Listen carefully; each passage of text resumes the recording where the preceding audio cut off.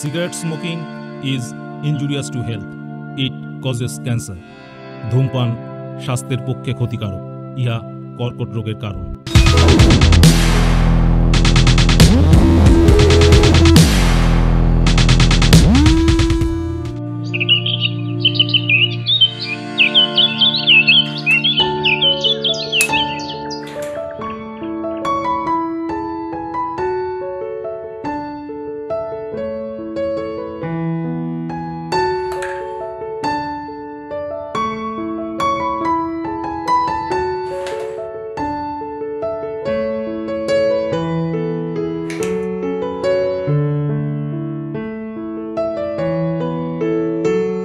আসছি। হ্যাঁ, কি হয়েছে? এখানে এসো। আরে কি হয়েছে সেটা তো বলবে। তোমার হাতটা এখানে রাখো, তারপর সব বলছি।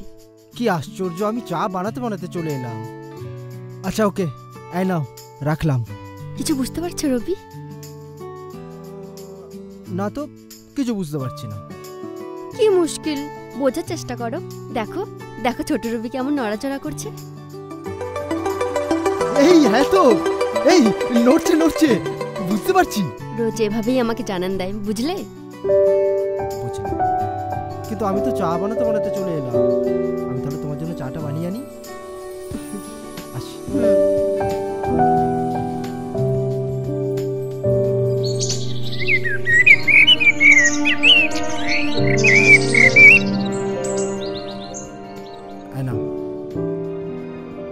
সিগারেট আছে? না। আমার স্মোক করতে ইচ্ছা করছে, আমি সিগারেট খাবো।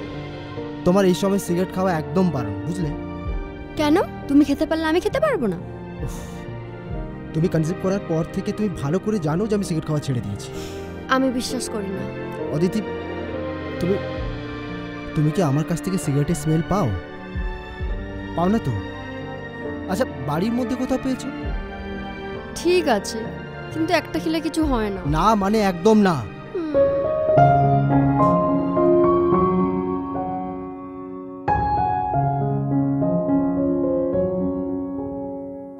সাবধানে। হ্যাঁ হ্যাঁ।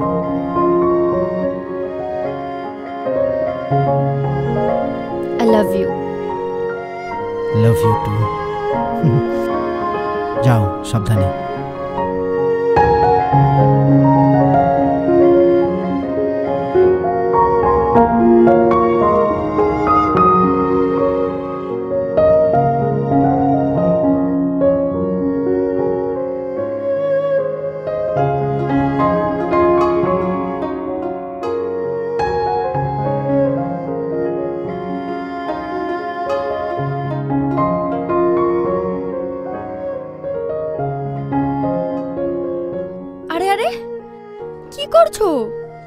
আরে এই সময় পায়ের তলে তেল মালিশ করে দেওয়া একজন মায়ের পক্ষে খুব উপকারী, তাই সর্ষের তেল মাখিয়ে দিচ্ছি। তুমি ছাড়ো তো এসব আজগুবি কথা।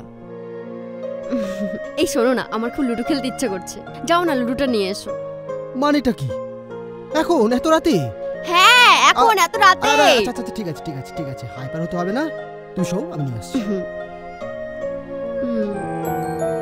বসো, মজা করছিলাম, খেলবো না এখন।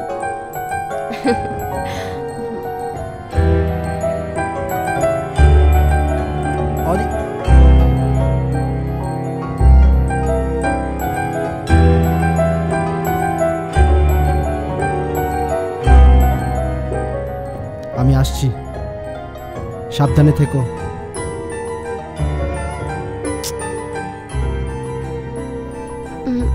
টাটা। বাই।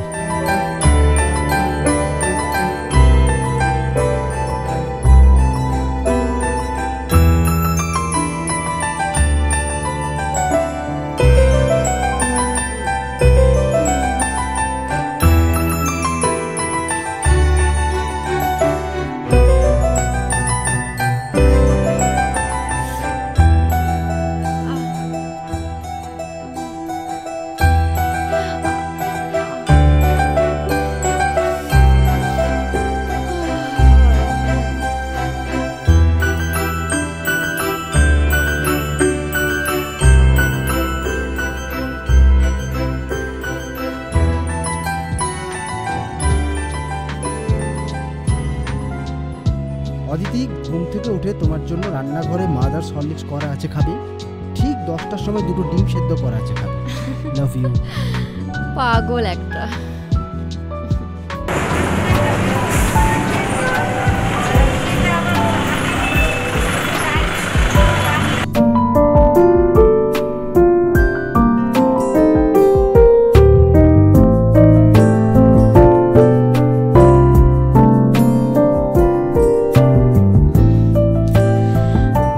জানো তো, আজ আমি ছাদে গিয়ে সব গাছে জল দিয়ে দিয়েছি। কেন? কেন গিয়েছিলে? এই শরীরে তুমি ছাদে কেন গিয়েছিলে? হ্যাঁ স্যার, বলুন। হ্যাঁ শোনো রবি, তোমাকে কোম্পানির কাজে 5 দিনের জন্য কানাডা যেতে হবে। না sir, I am really very sorry, আমি যেতে পারবো না। আমি জানি যে এই প্রমোশনটা আমার জন্য কতখানি ইম্পর্টেন্ট, কিন্তু স্যার আমি পারবো না। তুমি এমন ভাব করছো যেন তোমার ওয়াইফ না তুমিই প্রেগনেন্ট। শোনো, কানাডা থেকে জিএম আসছে, আমি তোমার জন্য বলেছি তোমার এই প্রমোশনটা আকাশ ছোঁয়াবে। কিন্তু স্যার আমার ওয়াইফ বাড়িতে একা থাকবে। তুমি এমন করছো যেন আমার ওয়াইফ কখনো প্রেগনেন্ট হয়নি। উইথ ডিউ রেসপেক্ট স্যার, আমরা ছেলেরা না কখনো মেয়েদের প্রেগনেন্সিটাকে নিয়ে সিরিয়াস নয়, সব সময় হালকাভাবে নিই। আমরা ছেলেরা ধরেই নিই যে মেয়েরা প্রেগনেন্ট হবে, কিন্তু একটা মেয়ে প্রেগনেন্ট হওয়ার পর তার শরীরে কতখানি প্রভাব পড়ে তা আমরা ফিল করি না। স্যার আমাকে ক্ষমা করবেন স্যার, আমি যেতে পারবো না। I am sorry. আরে এসো এসো, তুমি কেন এলে? আমাকে রাখলেই তো পারতে। কি হলো, কাঁদছো কেন? হ্যাঁ, মাত্র তো 5 দিন, 5 দিন কি আমি একা থাকতে পারতাম না? কিন্তু আমি যে থাকতে পারবো না অদিতি। তুমি আমার জন্য এত বড় স্যাক্রিফাইস করলে। অদিতি, আমাদের লাইফে ক্যারিয়ার আগে? তুমি বলো, কনসেপ্ট করার পর থেকে তুমি এখনো পর্যন্ত কষ্ট করে চলেছো আমাদের জন্য। অদিতি, আমি তোমার জায়গায় থেকে তোমার কষ্টটাকে কমাতে পারবো না, কিন্তু তোমার পাশে থেকে তোমার কষ্টটাকে একটু ভাগ করে নিতে পারবো? বলো না, পারবো না?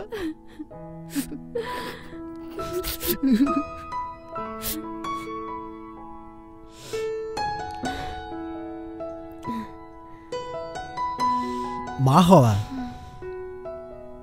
অনেক আশীর্বাদের জিনিস। আমাদের সকলের প্রত্যেকটা সন্তান সম্ভবা মায়ের প্রতি অনেক অনেক বেশি সংবেদনশীল হওয়া উচিত। নমস্কার।